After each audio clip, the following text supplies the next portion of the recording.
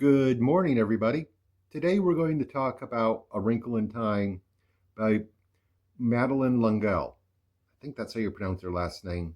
If I mispronounced it, I apologize. So, before we get into discussing this book in particular, I want to have a little bit of a minor discussion about what I look for in a book. Before, just to say whether it's good or bad. There's really only four things that I look for, and they don't all have to be present in every book in order for me to enjoy it. But they do have to at least have the majority of them there. The first one is the book requires characters that I want to read about. They have to have a fully realized character to them. Flaws are good, growth, and we have to see growth throughout the book from all these characters. They have to start in one spot and then in a different end up as different types of characters. That's all, that's something that is just like writing 101, and it has to be there in order for me to like a book. The second one is the plot of the book needs to have a beginning, middle, and end that are fully fleshed out and are given room to breathe. What I mean by that is you shouldn't rush through any of those parts of the book. You really need to take the time to actually fully explain what's going on, to set up the characters in the first part. You have to take the time to fully, move the plot forward in the second part. And in the third part, which is usually the climax, you need to feel like it's the payoff for those first two parts.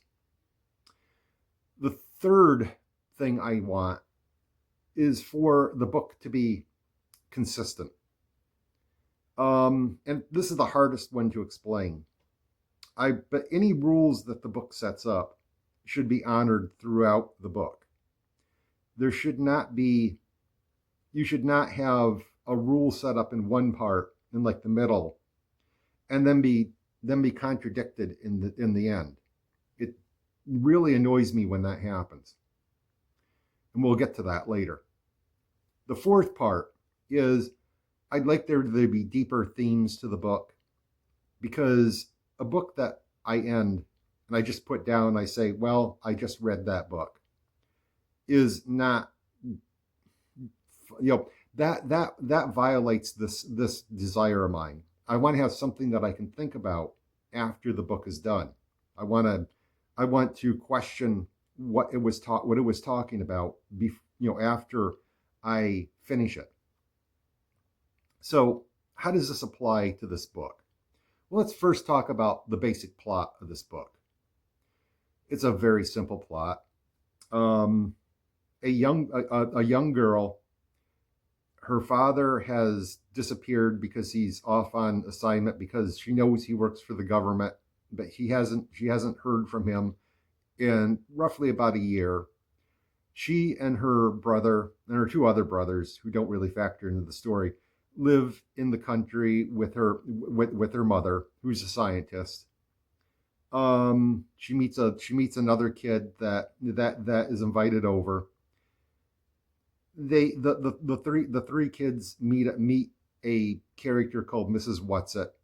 Mrs. Whatsit explains that they have to go and defeat something called the darkness, because that's how to bring the main character's father home. They go to several other planets, and they finally defeat the darkness and bring father home. Very simple stuff. Very prime young adult reader stuff. Okay? This is not, that, hard of a novel to read. It's only 135 pages long.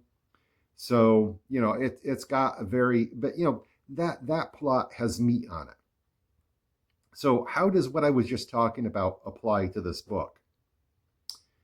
Well, the first problem is the characters are interesting and they're well set up in the beginning. Every character is given flaws and strengths, and you kind of start to understand at least the main character a little bit. But the problem is, none of these characters grow or change or even attempt to become different by in this book. They all end up in the same place that they were when they started. And so, obviously this book failed my very first requirement. The second part is the plot. The plot, this book had a very definite beginning, middle, and end to it. The beginning is actually quite well fleshed out. The middle is actually quite well fleshed out and actually presents a really interesting planet and social setup for that planet that I was really kind of fascinated with.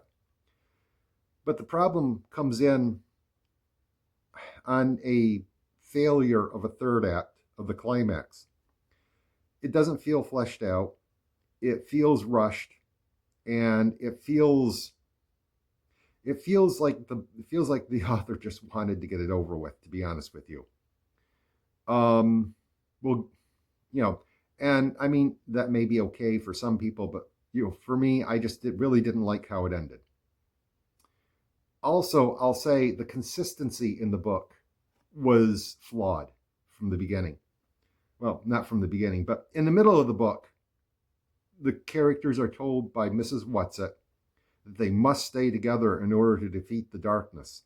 Oh my goodness, it's of prime importance to stay together. Don't be separated.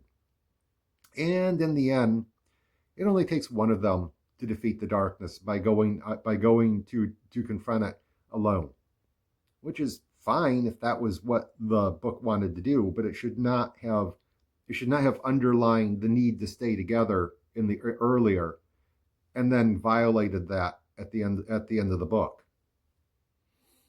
So it sounds like I hate this book entirely. There are some really good parts of this. There are some really good things about this book. One, it certainly does not talk down to kids. It introduces really interesting ideas, really interesting facts, some really interesting concepts to kids, and it doesn't do that in a way that is mean or feels like it's demeaning kids reading it. I really respect it for that. It actually introduces a really interesting idea in the middle of a society that's given up individual freedom for the ease of simply not thinking every day. That's an interesting concept for kids to play with. I mean, so I gotta give it a 2 thumbs up on that. I will also say that I really liked how the mother of the main character is presented. She feels like the most fleshed out part of the book, even though she's barely in it. In that you can tell she's putting on a brave face for the kids, but she's really missing the father, her husband. And I really liked a little tidbit of character building with her, in that she still writes letters to him every day, even though she hasn't heard from him in over a year. But I really liked it. I've got to say that was really well handled. But I mean, that's the only 2 good points of this book that I can come up with. So, what is this book about? It's really hard to apply much of a deeper theme to this novel. I have to say, it doesn't really have a whole lot of meat on its bones. If I were pressed, I would suggest that perhaps that middle part plays with the idea of individuality versus conformity, and how those 2 things can be at tension with one another. But I don't really think that's what this book was about.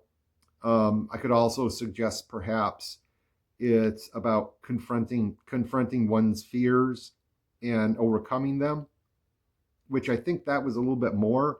But I got to be honest with you, from an adult perspective, that is so overdone that I didn't really care one way or the other on it. So yeah, I'm not sure if there is too much here. I would have actually really liked the ending. Like I said, the ending really falters because it goes way too fast. I really would have liked to have seen in the ending how that society that has given up individuality for basically being thought controlled. And apparently it's been going on for a very long time. What happened to that society after that control was taken away from it? Did it fall into chaos? Were people happy about that? At the same time, I will also admit this is a young adult novel that may have been a little bit too dark for this thing to go into. So I'm not considering that. I'm not going to call that a bad thing. It's just something I would have liked to have seen. I'm curious about, you know. So is this book worth reading? Well, yes and no. I would suggest any kid, anybody 11 years old or less would probably do well reading this book. Like I said, it doesn't talk down to kids. It allows kids to be introduced to terminology and ideas that are perfectly suitable for a young kid to learn about. The concept of a tesseract, for example, multiple dimensions other than three dimensions, multiple ways, the fact that some people present themselves one way and actually are different internally. These are all very fine things for a young adult novel to play with. But for an adult, oh no, no, no, no, no, no. This book is not very good for an older reader. I know, to my eyes, I basically finished it out of stubbornness. I was not thrilled with it. So it's a yes and no. It's like, whatever, one thumb up, one thumb down. That's all I can say.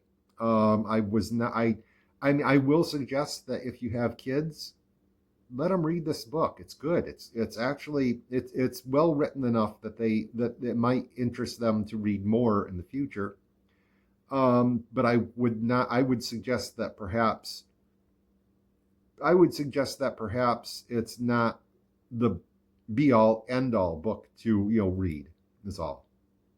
Anyway, that's what I think about it. If you disagree with me, you can argue with me in the comments. I would love it if anybody would comment. But have a great day and stay positive. Bye bye.